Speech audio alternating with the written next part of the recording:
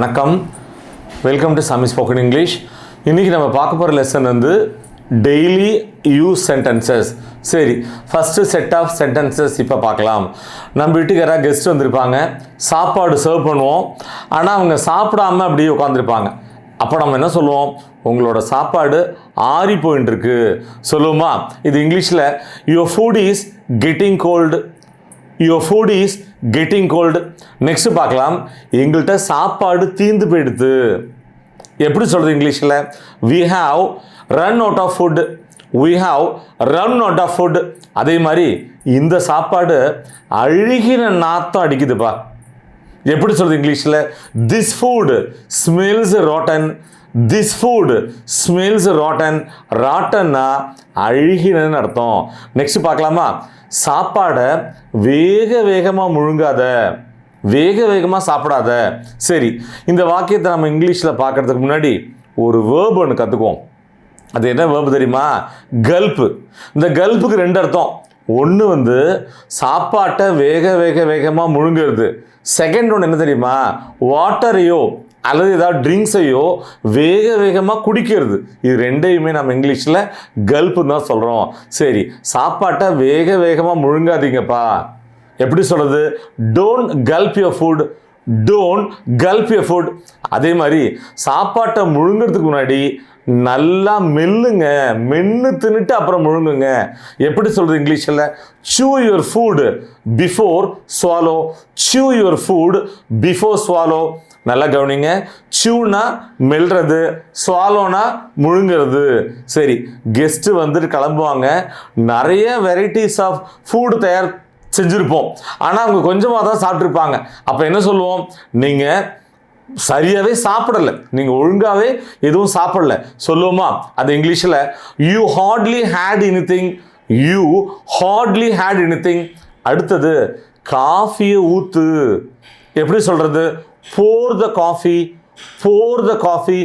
so po your pour இந்த வேர்புக்கு ஊற்றுதல் அப்படின்னு அர்த்தம். சரி, இந்த இடத்துல இன்னொரு வேர்பு நம்ம புதுசாக கற்றுக்கலாம். என்னது?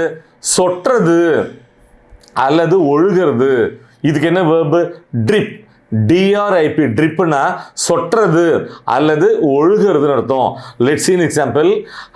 அந்த பைப்பு வந்து, அந்த டேப் வந்து ஒழுகின்னு இருக்கு, சொட்டின்னு இருக்கு. எப்படி சொல்றது? The tape is dripping. The tape is dripping. Next second set of sentences பார்க்க போகிறோம். நீங்கள் இன்னும் சாப்பிடலையா? நீங்கள் இன்னும் சாப்பிடலையா? எப்படி கேட்குறது? Have you eaten it? Have you eaten it? நான் இன்னும் சாப்பிடாம தான் இருக்கேன். எப்படி சொல்லும் இங்கிலீஷில்? I have eaten it. I have eaten it. Next பார்க்க போகிறோம். நிறைய சாப்பிடுவாங்க சில பேர், நிறைய குவான்டிட்டி ஃபுட்டை வந்து சாப்பிடுவாங்க. அப்போ அவங்கள பார்த்து நாம் என்ன சொல்லுவோம்? நகைச்சுவையாக சொல்லுவோம், நிறைய சாப்பிடாதப்பா. எப்படி சொல்கிறது? Don't eat like a pig. Don't eat like a pig. அதே மாதிரி சில பேர் சாப்பாடு ரொம்ப ரொம்ப ரொம்ப கொஞ்சமாக தான் எடுத்துப்பாங்க. அவங்கள பார்த்து என்ன சொல்லுவோம்? Don't eat like a bird. Don't eat like a bird. ரொம்ப கொஞ்சம் அளவாக சாப்பிடாதுன்னு சொல்லுவோம். சரி, ஒரு ஒகேபுலரி கற்றுக்கலாம். சில பேரை பார்த்து நகைச்சுவையாக ஜாலியாக சொல்லுவோம். என்ன சொல்லுவோம்? தீனி பண்டாரம். அவன் ஒரு சரியான தீனி பண்டாரம்பா அப்படின்னு சொல்லுவோமா? அது இங்கிலீஷில் கிளட்டன். கிளட்டன் அப்படின்னு சொல்கிறோம். ஓகே, இப்போ ஒரு இன்ட்ரெஸ்டிங் எக்ஸ்பிரஷன், இடியம், மரபு தொடர் கற்றுக்கலாம். என்னது? Dog eat dog. Dog eat dog என்ன அர்த்தம்? ஒரு ஃபியர்ஸ் காம்படிஷன், ஒரு கடுமையான போட்டியை குறிப்பிட்டதுக்கு டாக் ஈட் டாக்னு சொல்கிறோம். Let's an example. எம்டியோட இடத்தை பிடிக்கிறதுக்கு கடுமையான போட்டி நடந்துட்டு இருக்கு.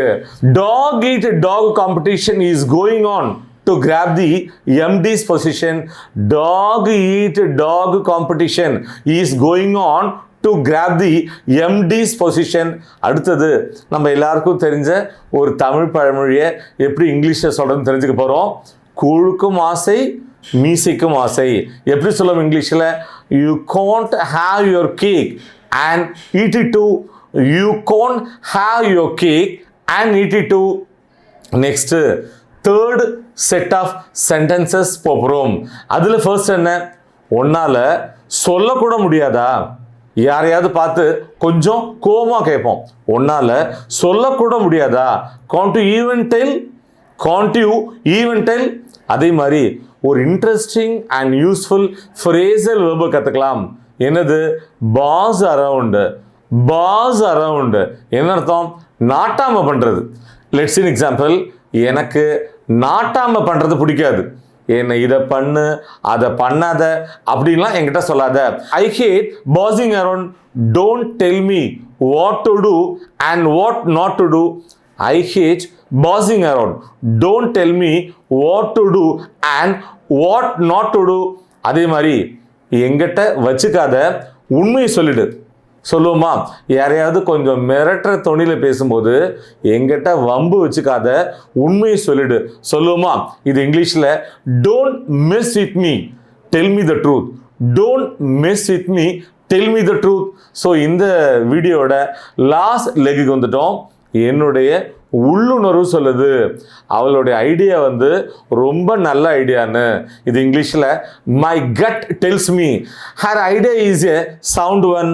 My cut டெல்ஸ் me her idea is a sound one. நல்லா கவனிங்க, உள்ளுணர்வை கட்டுன்னு சொல்கிறோம். அதே மாதிரி உள்ளுணர்வை இங்கிலீஷில் வேறு மாதிரியும் சொல்லலாம். எப்படி சொல்லலாம்? இன்ட்யூஷன். இன்ட்யூஷன். ஸோ இன்ட்யூஷன் அப்படின்னாலும் உள்ளுணர்வு அப்படின்னு தான் அர்த்தம்.